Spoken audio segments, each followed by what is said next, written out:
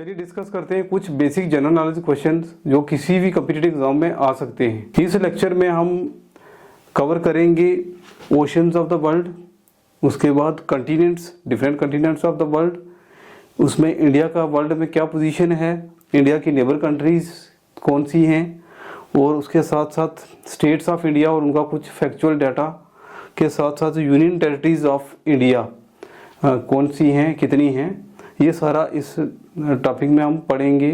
अर्थ पर कितने ओशंस हैं, कितने कंटिनेंट हैं, कौन कौन सी कंट्रीज़ हैं, उनके बारे में जानने से पहले हमें ये पता होना चाहिए कि अर्थ का इस यूनिवर्स में क्या स्टेटस है, सोलर सिस्टम में क्या स्टेटस है। तो हमारा यूनिवर्स तो एक बहुत बड़ा पोर्शन है, उसमें हमारा जो सोलर सिस्टम है उसमें एक स्टार है जिसको हम कहते हैं सन, और सन को रिवॉल्व करते हैं 8 प्लैनेट्स। हमारे सन को रिवॉल्व करते हैं 8 प्लैनेट्स। सबसे पास वाला प्लैनेट है मरकरी, उसके बाद वीनस, फिर अर्थ, मार्स, जुपिटर, सैटर्न, यूरेनस और नेपट्यून। ये 8 प्लैनेट्स हैं और एक सन है। ये मिलकर हमारा सोलर सिस्टम को बनाते हैं, प्लस इनके को सराउंड करने, रिवॉल्व करने वाले सैटेलाइट भी होते हैं जो कि हमारे सोलर सिस्टम का हिस्सा हैं।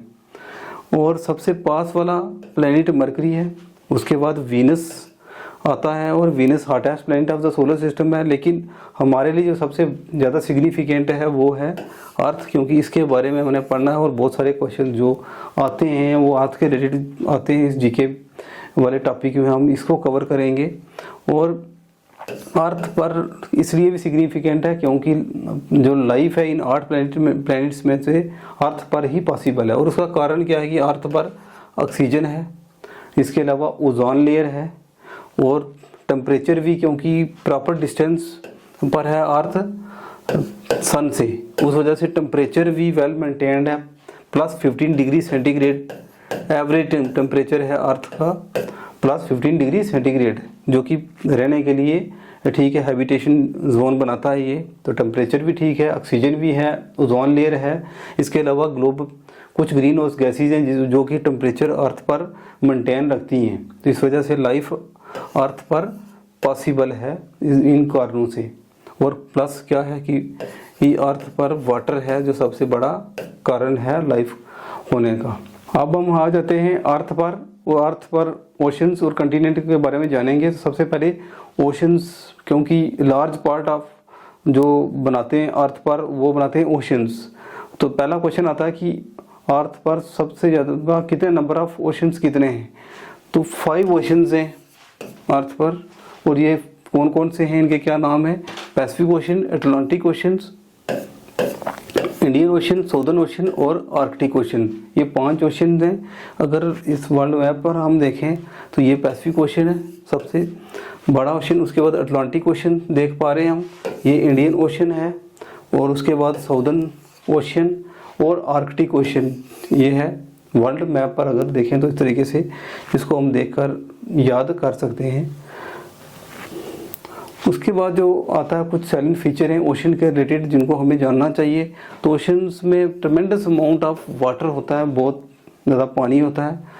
दो पानी फ्रेश वाटर नहीं होता, सॉल्टी वाटर होता है, क्योंकि अगर हम ओवरऑल देखें तो 100% वाटर में को देखें तो उसमें 97% अर्थ पर जो वाटर है वो साल्टी वाटर है, और 3% वाटर जो है वो फ्रेश वाटर है। उसमें से भी 2%, 3 में से भी 2% जो है वो फ्रोज़न है, जमा हुआ है। सिर्फ 1% वाटर, उससे भी कम वाटर है जो कि हमें अवेलेबल है पीने के लिए, खाने के लिए और बाकी यूज़ करने के लिए अवेलेबल है। वो 1% से भी बहुत कम परसेंटेज में है। अब उसके साथ साथ कुछ फैक्ट्स ये आते हैं कि जैसे 5 ओशन बेसिन में इनके साइज़ के हिसाब से भी क्वेश्चन आ सकता है कि कौन सा ओशन बड़ा है, कौन सा छोटा है। तो पैसिफिक ओशन जो है, जिसको प्रशांत महासागर कहते हैं, वो सबसे ये बड़ा लार्जेस्ट ओशन है। और इसके साथ उसके बाद आता है अटलांटिक ओशन, उसके बाद इंडियन ओशन, फिर साउदर्न ओशन, और आर्कटिक ओशन जो है वो स्मॉलेस्ट ओशन है। अगर बात करें एवरेज 5 ओशंस के एवरेज सैलिनिटी की बात करें तो 3.5% सैलिनिटी है ओशन की जो मेज़र की गई है 3.5%। कोई भी क्वेश्चन पूछा जाता है कि रफली ये सैलिनिटी कितनी है ओशन वाटर की, तो वह है 3.5%। लेकिन कुछ रीजन है जैसे मेडिटेरियन सी, अटलांटिक और बे ऑफ बंगाल का कुछ पोर्शन है जहाँ पर सैलिनिटी जो है वो ज़्यादा होती है, हायर लेवल की होती है। लार्जेस्ट ओशन जो वर्ल्ड का है वो है पैसिफिक ओशन, जो कि 10 टाइम्स लार्जर है, बिगर है देन आर्कटिक ओशन। अगर आर्कटिक ओशन की बात करें और पैसिफिक ओशन की बात करें तो पैसिफिक ओशन 10 टाइम्स बड़ा है आर्कटिक, जो कि सबसे स्मॉलेस्ट ओशन है, उससे 10 टाइम बिगर है पैसिफिक ओशन। इसके अलावा कुछ और फैक्ट ओशंस के बारे में क्या है कि पैसिफिक ओशन है जो है वो डीपेस्ट ओशन है, जिसकी डेप्थ है लगभग 4200 मीटर्स डेप्थ है। पैसिफिक ओशन की एवरेज डेप्थ है।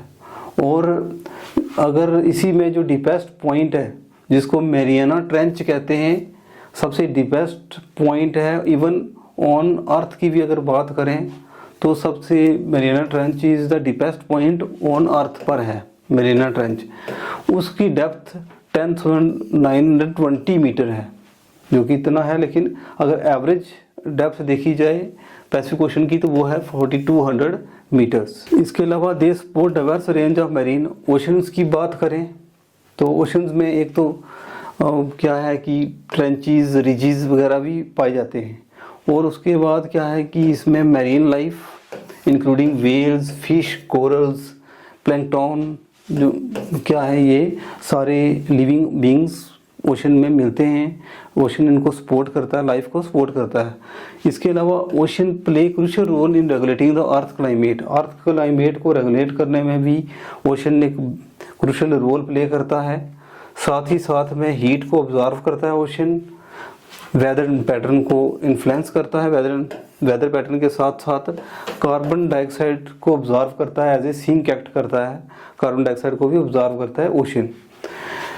इसके अलावा ओशन वैल्यूएबल रिसोर्स प्रोवाइड करता है, जैसे fish, minerals, energy sources like oil and gas के रिसोर्स भी ओशन से मिलते हैं। ओशंस इंटरकनेक्टेड होते हैं आपस में, जैसे कि हमने मैप में देखा एक दूसरे के साथ इंटरकनेक्टेड हैं, जिसकी वजह से ये ग्लोबल ट्रांसपोर्टेशन एंड ट्रेड में हेल्प करते हैं। सबसे ज़्यादा जो ट्रेड होता है वो ट्रांसपोर्टेशन होती है वो थ्रू ओशंस होती है, क्योंकि वो इजी वे होता है, इजी ये रास्ता है एक से दूसरी जगह पर जाने का। तो ये हम देख पा रहे हैं ओशंस, तो ये आपस में इंटरकनेक्टेड हैं और सबसे ज़्यादा ट्रेड और ट्रांसपोर्टेशन जो होती है वो ओशंस के थ्रू ही होती है। इसके अलावा कुछ और फैक्ट्स ओशंस के साथ जुड़े हुए हैं। जो लैंड ओशंस वाटर के अंडर आती है, ओशंस का जो पानी है उसके अंडर जो लैंड आती है उसको कहते हैं ओशन फ्लोर, ओशन फ्लोर कहते हैं।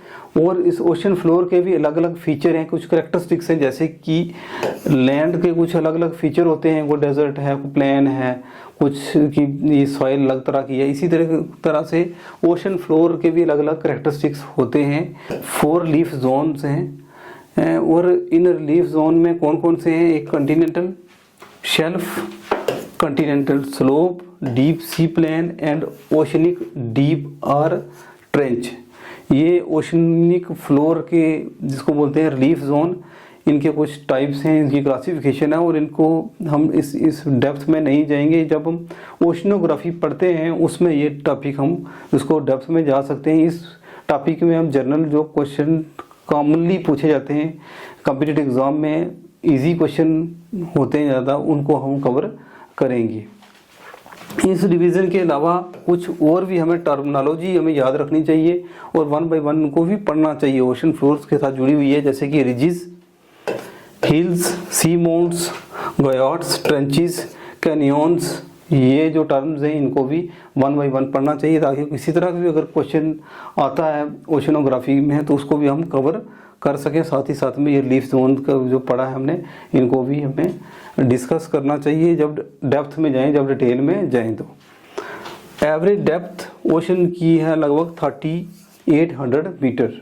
अर्थ सरफेस की बात करें तो 71% अर्थ सरफेस कवर्ड है विद वाटर, 71%।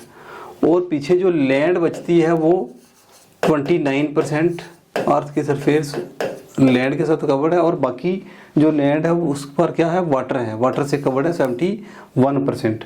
अर्थ की लैंड मास डिवाइडेड है इनटू 7 कंटिनेंट्स। इसका मीनिंग है कि अर्थ पर 7 कंटिनेंट्स हैं और वो उनके क्या है, यूनिक करेक्टरिस्टिक्स हैं, एंड नंबर ऑफ कंट्रीज भी डिफरेंट नंबर ऑफ कंट्रीज हैं। अर्थ पर टोटल नंबर ऑफ 7 कंटिनेंट्स हैं, उनमें उन कंटिनेंट्स का अपना अपने फीचर हैं और अलग अलग कंटिनेंट पर अलग अलग नंबर ऑफ कंट्रीज हैं। तो इसमें more than 2/3 of the continent mass is located in northern hemisphere.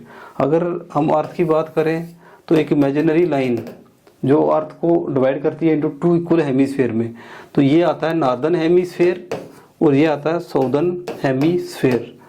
और यहाँ पर क्या है, इस लाइन में क्या लिखा है कि 2/3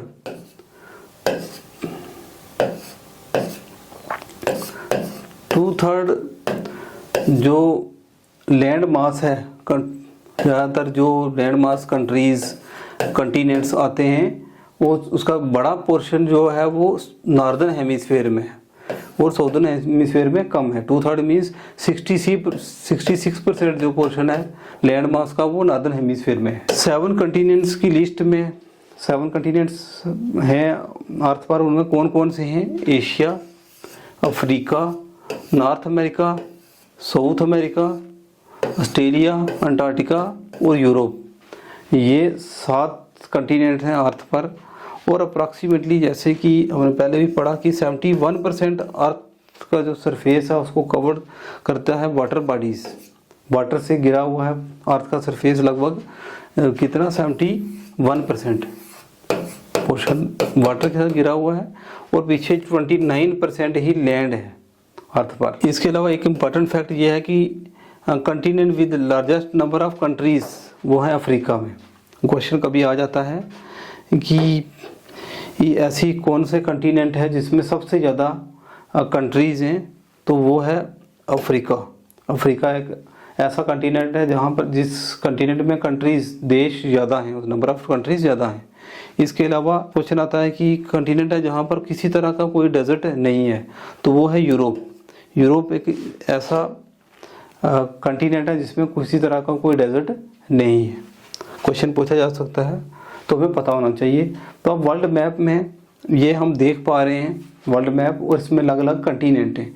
इसमें मैप के थ्रू भी हमको जानना चाहिए कि कौन सा कंटिनेंट कहाँ पर है। तो ये कंटिनेंट नॉर्थ अमेरिका हम देख पा रहे हैं यहाँ पर है, ये साउथ अमेरिका 2 कंटिनेंट, तीसरा कंटिनेंट है ये देख पा रहे हैं हम यूरोप, चौथा कंटिनेंट अफ्रीका, 5वां एशिया, 6ठा ऑस्ट्रेलिया और 7वां जो है पोल की तरफ अंटार्कटिका। अंटार्कटिका जो है ये नीचे, ये मिलाकर 7 कंटिनेंट हैं वर्ल्ड में, पूरी दुनिया में। अब हम 1 बाय 1 इन कंटिनेंट की डिस्क्रिप्शन पढ़ेंगे, थोड़ा फैक्ट्स पढ़ेंगे इनके बारे में जो कि इम्पॉर्टेंट हैं competitive exam point of view से। तो इसमें एक आता है, सबसे पहली बात है एशिया कंटिनेंट। ये लार्जेस्ट कंटिनेंट है in world both in terms of area and population. Question आ सकता है कि सबसे बड़ा कंटिनेंट वर्ल्ड में कौन सा है, वो है एशिया। इन टर्म्स ऑफ चाहे एरिया की बात करें चाहे पॉपुलेशन की बात करें, दोनों जगह पर एशिया सबसे बड़ा कंटिनेंट है। इसमें लगभग 48 नेशंस हैं और 60% ऑफ द वर्ल्ड पॉपुलेशन यहाँ पर रहती है, एशिया में रहती है। वर्ल्ड की 60% पॉपुलेशन। ये कंटिनेंट में हाईएस्ट माउंटेन रेंजेस भी आते हैं, जैसे हम बात करें माउंट एवरेस्ट की तो वो भी इसी में आता है, एशिया में आता है। इसके अलावा 2 बड़ी मोस्ट पॉपुलस कंट्री भी, ज़्यादा पॉपुलेशन वाली कंट्रीज इंडिया और चाइना भी एशिया में ही हैं। एशिया के बाद अफ्रीका आता है। अफ्रीका सेकंड लार्जेस्ट कंटिनेंट है, ये भी एरिया और पॉपुलेशन के हिसाब से, दोनों के हिसाब से सेकंड नंबर आता है एशिया के बाद। इसमें लगभग 54 कंट्रीज़ हैं, और अफ्रीका एक ऐसा देश है जिसमें सबसे ज़्यादा कंट्रीज़ हैं। और over 16% of the world population Africa में रहती है। इसमें जो एक बड़ा इम्पोर्टेंट फैक्ट जुड़ा हुआ है अफ्रीका के साथ, वो ये है कि ऑल 3 लैटीट्यूड्स, कौन कौन से, इक्वेटर, ट्रॉपिक ऑफ कैंसर और ट्रॉपिक ऑफ कैप्रिकॉर्न, तीनों अफ्रीका से पास करते हैं। तो कभी क्वेश्चन पूछा जा सकता है कि equator, Tropic of Cancer, Tropic of Capricorn कौन सी कंटिनेंट से पास करता है, तो वो अफ्रीका से करता है। उसके बाद आता है नॉर्थ अमेरिका, जो कि 3rd लार्जेस्ट कंटिनेंट है अर्थ पर एरिया के हिसाब से, और 4th आता है पॉपुलेशन के हिसाब से।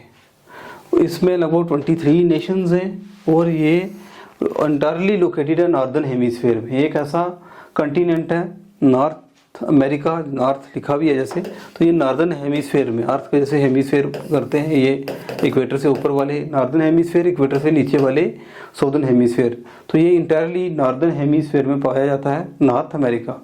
उसके बाद आता है साउथ अमेरिका, ये 4th लार्जेस्ट कंटिनेंट है एरिया वाइज, और पॉपुलेशन के हिसाब से 5th नंबर आता है इसका। इसमें लगभग 12 नेशंस हैं, 12 कंट्रीज़ हैं, और ये ज़्यादातर साउदर्न हेमिस्फीयर में लाई करता है। इसका पोर्शन मैक्सिमम इस साउथ अमेरिका का, और इस कंटिनेंट को, ये कंटिनेंट होम है to Amazon rain forest. Amazon rain forest का ये यहाँ पर पाए जाते हैं, अमेज़न के रेन फॉरेस्ट, जो कि जिसको कहते हैं हम लंग्स ऑफ दी अर्थ के लंग्स हैं, क्योंकि अमेज़न रिवर यहाँ साउथ अमेरिका से ही पास करती है, और वहाँ पर अमेज़न के सराउंडिंग में जो जंगल हैं वो बहुत ज़्यादा ऑक्सीजन कंट्रीब्यूट करते हैं अर्थ पर, उसकी वजह से उनको लंग्स ऑफ अर्थ भी कहते हैं। तो एक इम्पॉर्टेंट क्वेश्चन ये भी साथ साथ कवर होता है। और साथ ही साथ में अमेज़न की बात चली है तो एक चीज़ और भी कंफ्यूजन रहती है। अमेज़न जो है, अमेज़न रिवर की बात करें, अमेज़न रिवर की बात करें तो ये largest river of the world है।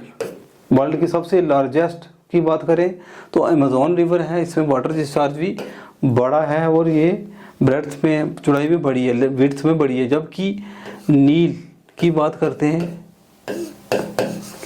और ये लॉन्गेस्ट रिवर है। रिवर नील लॉन्गेस्ट है, लंबी रिवर है, जबकि अमेज़न रिवर जो है वो लार्जेस्ट रिवर है।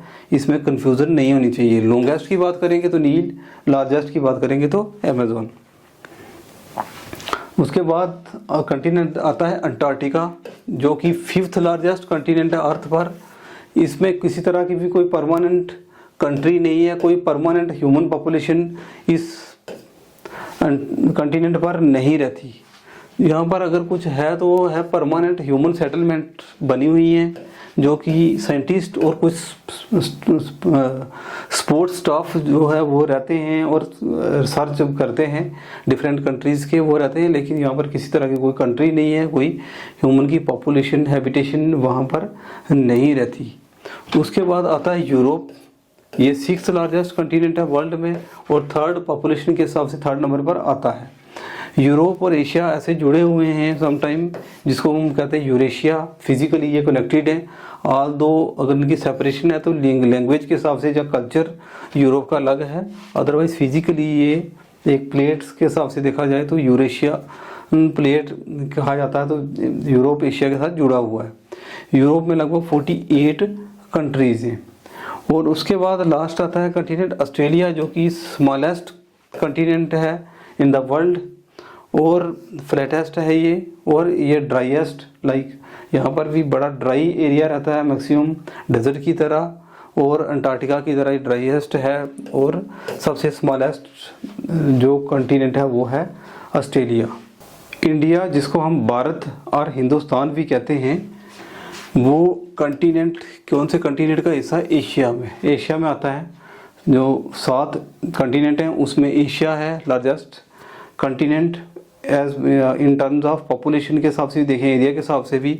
और एशिया में कंट्री पड़ती है जिसका नाम है इंडिया। इंडिया बनाता है पेनिसुला जिसको हम कहते हैं कि पेनिसुला ऐसा रीजन होता है जो तीनों तरफ से पानी से घिरा होता है। ये इस तरह का रीजन हम जब देखते हैं इसको बोलते हैं पेनिसुला। तो पेनिसुला बनाता है इंडिया। और वर्ल्ड की हाईएस्ट माउंटेन रेंजेस भी जो हिमालयाज भी हैं वो नॉर्थ वर्ड हैं इंडिया के। इसके अलावा अगर साउथ ईस्ट की बात करें इंडिया की तो इस साइड बे ऑफ बंगाल है, और साउथ वेस्ट की तरफ अगर इधर देखें तो ये अरेबियन सी है। इंडियन टेरेन्स भी वेरी करता है from the Thar desert. India में डेजर्ट भी हैं, माउंटेन भी हैं, प्लेन एरिया भी हैं, फर्टाइल लैंड भी है, तो इस तरीके से एरिड लैंड भी है। तो थार डेजर्ट लगभग राजस्थान और कुछ गुजरात के पोर्शन में पाया जाता है, और इसके साथ साथ कुछ डेंस फॉरेस्ट पाए जाते हैं west to jungle in the east north east की बात करें, अरुणाचल प्रदेश वगैरह की जो नॉर्थ ईस्ट की जो नागालैंड बाकी स्टेट्स हैं वहाँ पर डेंस फॉरेस्ट भी पाए जाते हैं। इवन इंडिया में ही लार्जेस्ट डेल्टा जो है सुंदरबन डेल्टा भी इंडिया में बनता है। इसके साथ साथ गंगापुत्र और ब्रह्मपुत्र के बीच में बनता है इंडिया के पास ही। साथ में मौसिनराम जो एक प्लेस है वहाँ पर सबसे ज़्यादा बारिश होती है, वो भी इंडिया में पाया जाता है। तो फर्टाइल एरिया भी प्लेन्स भी हैं इंडिया में, जिसको बोलते हैं गेंजीस प्लेन। गंगा के देखिए सराउंडिंग में जो प्लेन्स हैं किनारों और आसपास, तो उसको बोलते हैं गेंजीस प्लेन, जो कि काफ़ी हद तक इंडिया को की फर्टाइल लैंड का हिस्सा हैं, और बहुत सारा क्रॉप्स वगैरह वहाँ उगाई जाती हैं, बहुत सारा फूड प्रोडक्शन होती है। इस मैप में हम देख पा रहे हैं जो जोग्राफिकल फीचर हैं इंडिया के। ट्रांस हिमालयाज ये है, नॉर्दर्न प्लेन ये है, इसके अलावा इंडियन डेजर्ट यहाँ पर है, central highland, Deccan प्लेटू, western Ghats, eastern Ghats, north east India. ये कुछ जोग्राफिकल फीचर हैं जो इंडिया के साथ जुड़े हुए हैं, और मैप में हम देख सकते हैं ये कहाँ पर लाई करते हैं। इंडिया के रिलेटेड कुछ फैक्चुअल डेटा जो कि हमें पता होना चाहिए, कॉम्पिटिटिव एग्जाम में पूछा जा सकता है, अक्सर पूछा जाता है। उसमें इंडिया में 28 स्टेट्स हैं और 8 यूनियन टेरिटरीज़ हैं। स्टेट्स की बात करें तो 28 हैं और यूनियन टेरिटरीज इंडिया में 8 हैं, और इंडिया 7th लार्जेस्ट कंट्री है वर्ल्ड की एरिया वाइज अगर देखें तो। इंडिया का एरिया लगभग 32,87,263 स्क्वायर किलोमीटर एरिया है, और 7th लार्जेस्ट कंट्रीज को बनाता है ये एरिया होने की वजह से।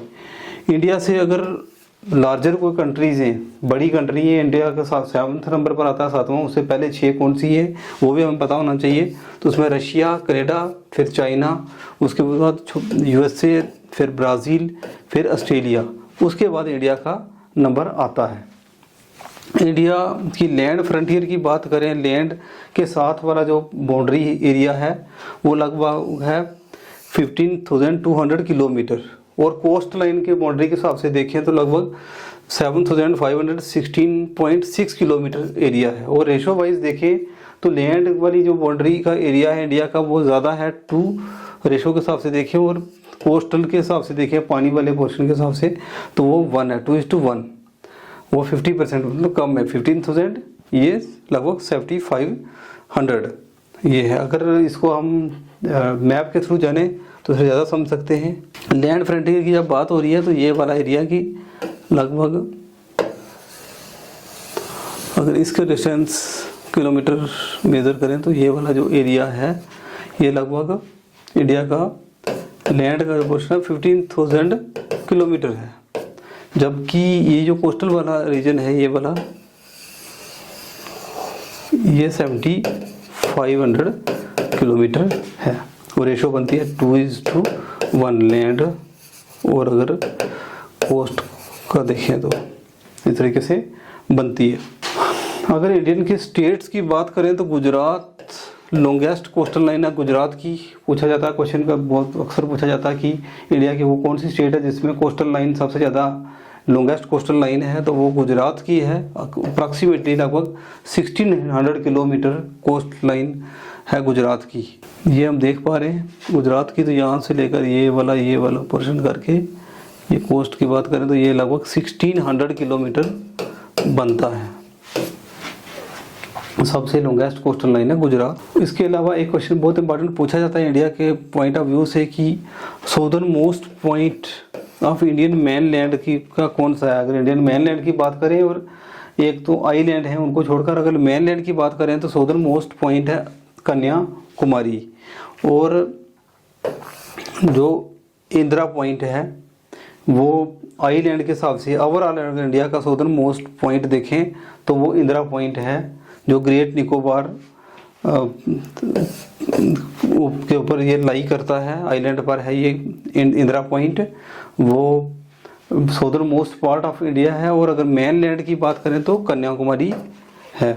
इस मैप में हम देख पा रहे हैं 4 एक्सट्रीमिस्ट जो पॉइंट हैं जो इंडिया के, उसमें Indira col north most point of India है, और south most point of India का है इंदिरा पॉइंट। और अगर मेन लैंड की बात करें तो कन्याकुमारी यहाँ पर है, जो कि मेन लैंड का साउदर्न मोस्ट पॉइंट है कन्याकुमारी, और ओवरऑल इंडिया का इंदिरा पॉइंट है। ये कबीथू ईस्टर्न मोस्ट पॉइंट है इंडिया का कबीथू, और वेस्टर्न मोस्ट पॉइंट है इंडिया का गौहर मोती ये वेस्टर्न मोस्ट पॉइंट है इंडिया का। तो ये क्वेश्चन भी आ सकता है अलग अलग, तो इसको भी हमें याद रखना चाहिए।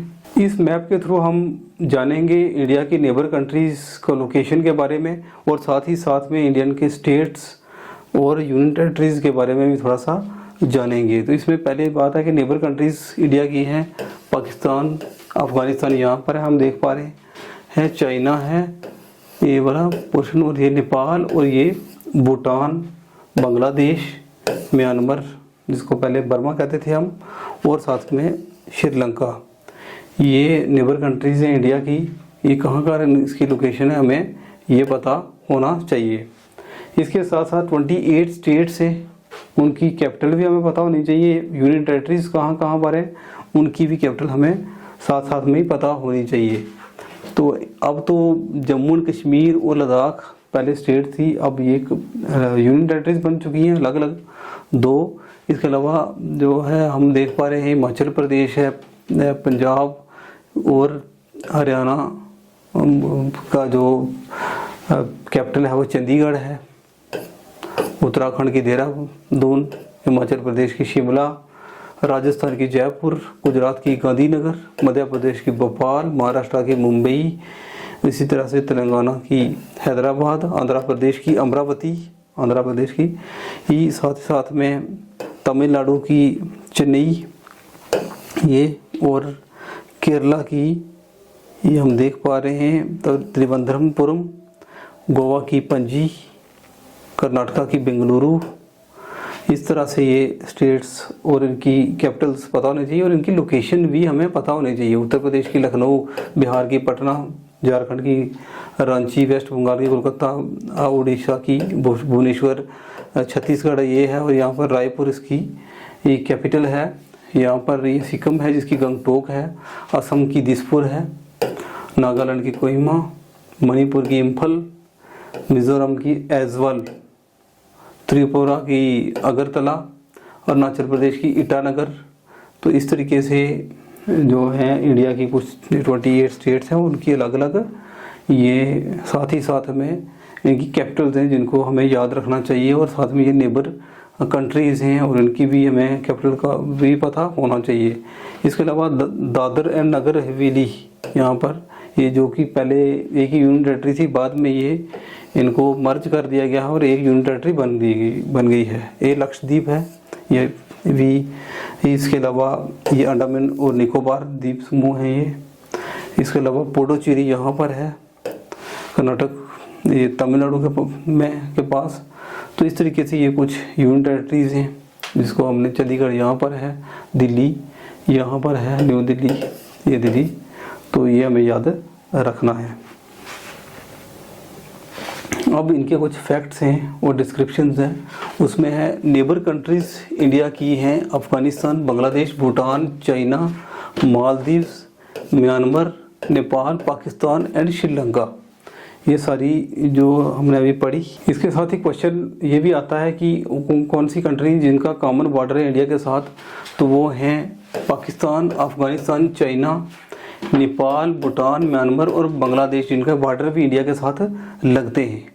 इंडिया का जो सबसे लॉन्गेस्ट शेयर है बॉर्डर का वो बांग्लादेश के साथ है, वो लगभग 4000 किलोमीटर अप्रॉक्सीमेटली। क्वेश्चन आ सकता है कि इनमें से जो ये सारी कंट्रीज़ हैं उनमें से सबसे लॉन्गेस्ट बॉर्डर इंडिया किस कंट्री के साथ शेयर करता है, तो वो करता है बांग्लादेश के साथ, और वो लगभग 4000 किलोमीटर अप्रॉक्सीमेटली जो बॉर्डर लाइन है इंडिया की बांग्लादेश के साथ मिलती है।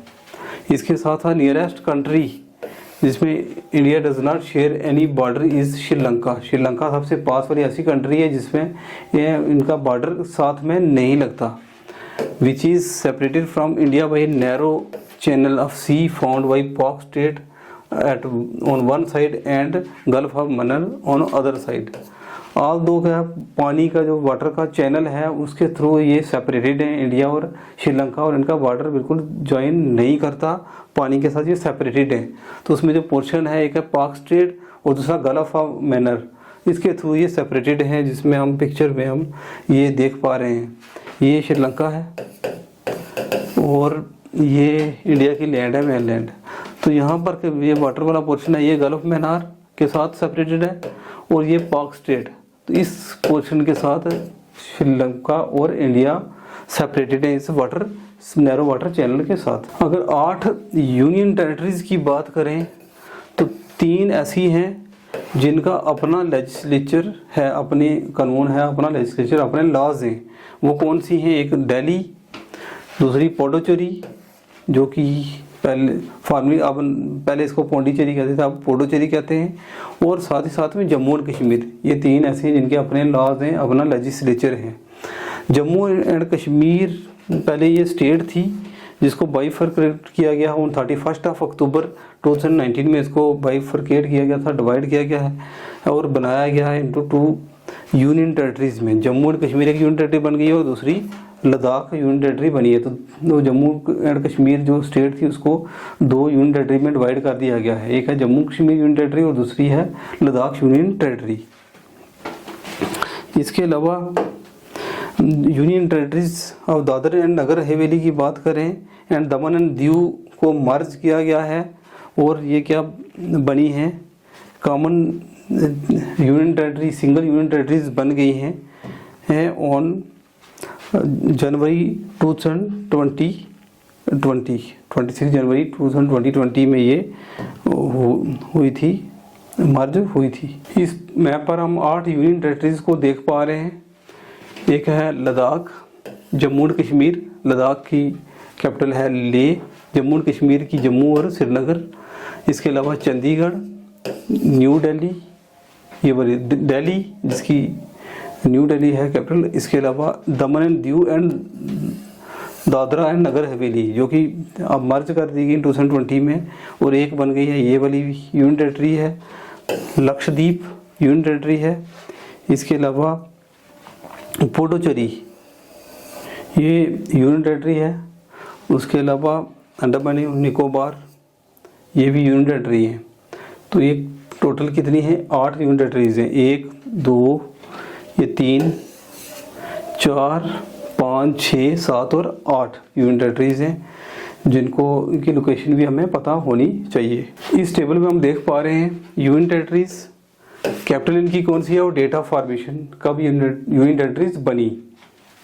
Andaman and Nicobar island union territory है, इसकी कैपिटल पोर्ट ब्लेयर है और 1 नवंबर 1956 में ये बनी थी। चंडीगढ़ यूनियन टेरिटरी है, चंडीगढ़ इसकी कैपिटल है और 1 नवंबर 1966 में ये बनी थी। Dadar and Nagar Haveli and Daman and Diu जो कि मर्ज कर दी गई है और इनकी कैपिटल है दमन, 26 जनवरी 2020 में ये बनी थी। इसके अलावा दिल्ली जिसकी कैपिटल न्यू दिल्ली है और 9 मई 1905 में ये यूनियन टेरिटरी बनी थी। जम्मू एंड कश्मीर जिसकी समर कैपिटल श्रीनगर में है और विंटर कैपिटल जम्मू में है, ये 31 अक्टूबर 2019 में फॉर्मेशन हुई है इसकी। लक्षद्वीप यूनियन टेरिटरी है, इसकी कैपिटल है कवारत्ती। कवारत्ती इसकी कैपिटल है। 1 नवंबर 1956 में ये इसका फॉर्मेशन हुई थी। इसके अलावा पुडुचेरी जिसकी कैपिटल है पौंडीचेरी, ये और 1 नवंबर 1954 में ये बनी थी। और लद्दाख जिसकी कैपिटल लेह है 31 अक्टूबर 2019 में ये भी बनी थी। और इस तरीके से ये 8 यूनियन टेरिटरीज हैं, उनके साथ साथ इनकी कैपिटल है और कब कब ये बनी। इसके रिलेटेड क्वेश्चन पूछे जाते हैं कॉम्पिटिटिव एग्जाम में। उसमें पूछा जाता है कि largest state in terms of area, India की लार्जेस्ट स्टेट कौन सी है एरिया वाइज, वो राजस्थान है। और smallest state area wise Goa है। पॉपुलेशन के हिसाब से सबसे बड़ी स्टेट वो उत्तर प्रदेश में सबसे ज़्यादा पॉपुलेशन है। और लीस्ट पॉपुलेटेड स्टेट, जब सबसे कम पॉपुलेशन वाली स्टेट जो है इंडिया में वो है सिक्किम। इसके अलावा सबसे ज़्यादा यूनियन टेरिटरी ऐसी जिसमें सबसे ज़्यादा पॉपुलेशन है वो कौन सी है, दिल्ली को छोड़कर, तो वो पुडुचेरी है। और सबसे कम पॉपुलेशन वाली यूनियन टेरिटरी कौन सी है, वो है लक्षद्वीप। इसके अलावा सबसे ज़्यादा डेंसली पॉपुलेटेड स्टेट कौन सी है, डेंस पॉपुलेशन घनी आबादी वाली स्टेट कौन सी है, वो है बिहार। और सबसे कम घनी आबादी वाली स्टेट कौन सी है, लिए डेंस स्टेट अरुणाचल प्रदेश है। इस क्वेश्चन पूछा जाता है कि first state to be formed on linguistic basis, language के बेसिस पर कौन सी सबसे पहले स्टेट बनाई गई थी, तो वो आंध्र प्रदेश थी। ये सबसे ज़्यादा लिटरेट स्टेट, पढ़े लिखे लोग जब सबसे ज़्यादा पाए जाते हैं लिटरेट स्टेट है, वो कौन सी है, वो है केरला। और कौन सी लीस्ट लिटरेट स्टेट है, तो वो है बिहार। बिहार में सबसे लिटरेसी जो है वो लीस्ट है बिहार में। ये हम एरिया वाइज स्टेट्स को भी देख रहे हैं। कभी क्वेश्चन पूछ सकते हैं कंपैरेटिवली कि सबसे बड़ी स्टेट तो राजस्थान है, उसके बाद उससे छोटी कौन सी है, मध्य प्रदेश, उससे छोटी एरिया वाइज महाराष्ट्र, उससे छोटी उत्तर प्रदेश और उससे छोटी गुजरात। तो कम से कम 5 क्वेश्चन तो क्रोनोलॉजिकली पूछ सकते हैं, तो ये भी हमें याद होना चाहिए। इसके अलावा अगर स्मॉलेस्ट स्टेट्स की तरफ से भी पूछ सकते हैं, लार्जेस्ट अगर पूछ सकते हैं, स्मॉलेस्ट भी पूछ सकते हैं, तो उसमें सबसे छोटी स्टेट है गोवा, उससे बड़ी है सिक्किम, उससे बड़ी है त्रिपुरा, उससे बड़ी नागालैंड, उससे भी बड़ी मिजोरम। तो इससे ये 5 स्टेट हैं जो छोटी हैं, एरिया वाइज छोटी हैं, लेकिन अगर सबसे छोटी देखी जाए तो गोवा, गोवा से थोड़ी सी बड़ी सिक्किम। और इस तरीके से क्रोनोलॉजिकल ऑर्डर है जो कि हमने देखा। और फीचर्स हम देखें तो इसमें स्टेट्स और इसमें तो इसमें state which is longest coast line, समुद्र के साथ सबसे ज़्यादा किस स्टेट का एरिया आता है, वो आता है गुजरात का। लगभग 1600 किलोमीटर कोस्ट लाइन है उसकी, जो कि हमने अभी पढ़ी। इसके अलावा the state having boundaries with 7 states and 2 countries, ऐसी स्टेट जिसकी 7 स्टेटों के साथ बाउंड्री लगती है और 2 कंट्रीज के साथ भी, तो वो असम है। ऐसी स्टेट जो कि सराउंड करती है 3 साइड बाई बांग्लादेश, ऐसी स्टेट जो तीनों तरफ से बांग्लादेश से कवर है, वो सराउंड करती है बांग्लादेश जिसको, वो है त्रिपुरा। क्वेश्चन बड़ी बार पूछते हैं कॉम्पिटिटिव एग्जाम में। इसके अलावा ऐसी स्टेट जो कि जिसको सराउंड करती है 3 कंट्रीज और 1 स्टेट, ऐसी स्टेट जिसको 1 स्टेट सराउंड करती है और 3 कंट्रीज आगे पीछे उसके हैं, वो कौन सी है, कंट्री कौन सी है, भूटान, उसके इस स्टेट के भूटान ईस्ट में है, चाइना नॉर्थ की तरफ है, और नेपाल वेस्ट की तरफ है, और वेस्ट बंगाल भी है साउथ की तरफ। तो ऐसी कौन सी स्टेट है, तो ये है सिक्किम, जिसमें 3 कंट्रीज भूटान, चाइना और नेपाल भी लगते हैं, और साथ साथ में वेस्ट बंगाल भी लगती है इंडिया की स्टेट इसके साथ। नंबर ऑफ स्टेट्स जिनकी कोस्ट लाइन्स हैं, जो समुद्र के साथ जुड़ी हुई स्टेट, ऐसी स्टेट जिनके साथ समुद्र जुड़ा हुआ है, वो कितनी स्टेट्स हैं इंडिया की, 9 ऐसी स्टेट्स हैं जिनको कोस्ट लाइन है। इसके अलावा नंबर ऑफ, इन सब को पढ़ने के साथ साथ हमें साथ ही साथ में जब पढ़ें तो साथ उसको मैप पर देखें भी, जिससे याद रहे, और उसको देखें कौन कौन सी वो स्टेट्स हैं, वो भी याद होना चाहिए। Number of union territories which have coast line, कितनी यूनियन टेरिटरीज हैं जो समुद्र के साथ जुड़ी हुई हैं, तो वो है 4, समुद्र जिनके साथ लगता है वो 4 यूनियन टेरिटरीज हैं। इसके अलावा state which have neither an international border nor any coast line, ऐसी स्टेट जिसका नाम कोई इंटरनेशनल कोई कंट्री भी नहीं लगती, कोई इंटरनेशनल बॉर्डर भी नहीं लगता और कोस्ट लाइन समुद्र का इलाका भी नहीं लगता। वो कौन सी स्टेट्स हैं? मध्य प्रदेश, जो कि बिल्कुल सेंटर में इंडिया में, मध्य प्रदेश, छत्तीसगढ़, झारखंड, हरियाणा ऐसी स्टेट्स हैं जिनमें कोई किसी कंट्री, इनका बॉर्डर कंट्री किसी कंट्री के साथ भी नहीं लगता और समुद्र के साथ भी नहीं लगता। इस टेबल में हम देख पा रहे हैं नेबर कंट्रीज और इंडियन स्टेट्स कौन सी हैं, इनकी बाउंड्री किस तरीके से टच होती है। तो पाकिस्तान के साथ कौन कौन सी स्टेट्स की बाउंड्री लगती है इंडिया की? गुजरात, राजस्थान, पंजाब और जम्मू एंड कश्मीर ऐसी स्टेट्स हैं जिनकी बाउंड्री पाकिस्तान के साथ लगती है। चाइना के साथ किस कौन कौन सी लगती है? जम्मू एंड कश्मीर, हिमाचल प्रदेश, उत्तराखंड, सिक्किम एंड अरुणाचल प्रदेश ऐसी स्टेट्स हैं जिनका बॉर्डर शेयर होता है चाइना के साथ। नेपाल का बॉर्डर शेयर होता है उत्तराखंड, उत्तर प्रदेश, बिहार, वेस्ट बंगाल और सिक्किम के साथ। और मैप के साथ इसको देखें, भूटान का बॉर्डर शेयर होता है सिक्किम, वेस्ट बंगाल, असम और अरुणाचल प्रदेश के साथ। म्यांमार, जिसको पहले बर्मा कहते थे, उसका अरुणाचल प्रदेश, नागालैंड, मणिपुर और मिजोरम के साथ बॉर्डर शेयर है। और बांग्लादेश का बॉर्डर लगता है वेस्ट बंगाल, असम, मेघालय, त्रिपुरा और मिजोरम।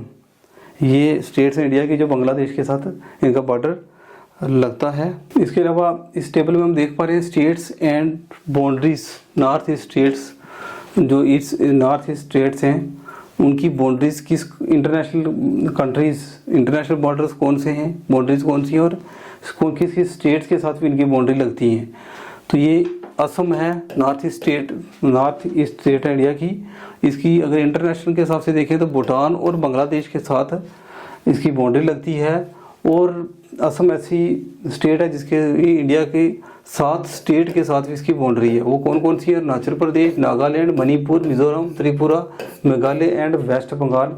ये 7 स्टेट हैं जिसकी बाउंड्री असम के साथ लगती है। अरुणाचल प्रदेश की बाउंड्री चाइना, म्यांमार और भूटान के साथ लगती है और स्टेट्स के हिसाब से असम और नागालैंड के साथ इसकी बाउंड्री शेयर होती है, लगती है। नागालैंड की बाउंड्री म्यांमार के साथ लगती है, कंट्री है कि ये म्यांमार के साथ, लेकिन स्टेट में असम के साथ भी, मणिपुर के साथ भी और अरुणाचल प्रदेश के साथ भी लगती है। मणिपुर ऐसी स्टेट है जिसकी म्यांमार के साथ बॉर्डर लगता है और स्टेट के हिसाब से असम, मिजोरम और नागालैंड के साथ भी ये इसका बॉर्डर शेयर होता है। मिजोरम का म्यांमार और बांग्लादेश के साथ कनेक्शन है जुड़ा हुआ बॉर्डर के साथ। और असम, मणिपुर और त्रिपुरा की बाउंड्री भी इसके साथ लगती हैं अगर इंडिया के स्टेट के हिसाब से देखें तो। त्रिपुरा की बांग्लादेश के साथ लगती है और तीनों तरफ से ऐसी स्टेट है जो 3 साइड से बांग्लादेश इसको कवर करती है और इसके साथ असम और मणिपुर की बाउंड्री भी इसके साथ लगती है। साथ ही साथ मेघालय की बांग्लादेश के साथ बाउंड्री लगती है और इंडिया की स्टेट के हिसाब से असम के साथ मेघालय की बाउंड्री लगती है। कुछ और फीचर जो इंडिया के साथ जुड़े हुए हैं, India network of over 880 protected areas India में हैं और उसमें 568 वाइल्ड लाइफ सेंचुरीज हैं इंडिया की करंटली। अगर 2024 में देखें तो आज के डेट पर 568 वाइल्ड लाइफ सेंचुरीज हैं इंडिया की, जो in situ mode of conservation provide करती है, नेचुरल हैबिटेट प्रोवाइड करती हैं वाइल्ड लाइफ को इंडिया में। टोटल 106 नेशनल पार्क हैं इंडिया में 2024 में। इसके अलावा अगर देखें मध्य प्रदेश और अंडमान एंड निकोबार आइलैंड हैं, उनमें सबसे ज़्यादा नेशनल पार्क हैं। मध्य प्रदेश में भी 9 हैं और अंडमान एंड निकोबार में भी 9 नेशनल पार्क हैं। बायोस्फीयर रिजर्व्स की बात करें तो 18 बायोस्फीयर रिजर्व हैं इंडिया में और इंडिया 17 मेगा डाइवर्स कंट्रीज़ में आता है। अगर 17 मेगा डाइवर्स कंट्री हैं टोटली, ये जो ट्रॉपिकल रीजन के आसपास पड़ती हैं उसमें इंडिया का नंबर भी है। और अगर क्रोनोलॉजिकली ऑर्डर में देखें तो इंडिया का रैंक इन 7 कंट्रीज़ में एशिया में 4th रैंक है मेगा डाइवर्स कंट्रीज़ में और वर्ल्ड में 10th रैंक है इंडिया का उसके हिसाब से। और इंडिया में की जो लैंड एरिया शेयर करता है, total land area over the world 2.4% of the area, land area India का वर्ल्ड के हिसाब से अगर देखें और एरिया 2.4% ही है, लेकिन बायोडाइवर्सिटी का 8% शेयर जो है इंडिया कंट्रीब्यूट करता है। 8% बायोडाइवर्सिटी इंडिया में पाई जाती है ऑन 2.4% ऑफ जोग्राफिकल एरिया के ऊपर 8% बायोडाइवर्सिटी को सपोर्ट करता है इंडिया। काफ़ी डाइवर्सिटी है, variety of living beings India में रहते हैं। इसके अलावा 10 बायोजियोग्राफिकल जोन या रीजन हैं इंडिया में, और ये बायोजियोग्राफिकल रीजन होते हैं जैसे trans Himalayan region, Himalayan zone, Indian desert zone, semi arid region, western Ghat, Deccan plateau, Gangetic plain, north east region, coastal region, Andaman Nicobar island. ये मैप में हैं जो कि 10 बायोजियोग्राफिकल जोन और रीजन हैं इंडिया में। इसके साथ साथ कुछ इंपॉर्टेंट क्वेश्चन और भी जो कॉम्पिटिटिव एग्जाम में आ सकते हैं तो वो भी हम कवर करते हैं। इसमें नेशनल एनिमल इंडिया का टाइगर है जिसको पैंथेरा टिग्रिस कहते हैं, साइंटिफिक नाम इसका पैंथेरा टिग्रिस है। ये नेशनल एनिमल इंडिया का। नेशनल बर्ड इंडिया का पीकॉक है, पैवो क्रिस्टोस्टस इसका जो बोटेनिकल जूलॉजिकल नाम है, साइंटिफिक नेम है। नेशनल फ्रूट इंडिया का मैंगो है, Mangifera indica, MANGIFERA, Mangifera indica जो नेशनल फ्रूट है इंडिया का। इसके साथ ही नेशनल फ्लावर इंडिया का लोटस है, निलंबो न्यूसीफेरा। नेशनल ट्री इंडिया का बनियान ट्री है, फाइकस बेंगालेंसिस, बनियान ट्री जो है वो इंडिया का नेशनल ट्री है। नेशनल एक्वेटिक एनिमल इंडिया का रिवर डॉल्फिन है, गंगा में ये पाया जाता है। नेशनल रिवर इंडिया की गंगा है जो कि ओरिजिनेट होती है गंगोत्री से, उत्तराखंड से में गंगोत्री पड़ता है, वहाँ से ओरिजिनेट होती है गंगा। तो Ganga is the national river of India. This is all about the topic. Thank you.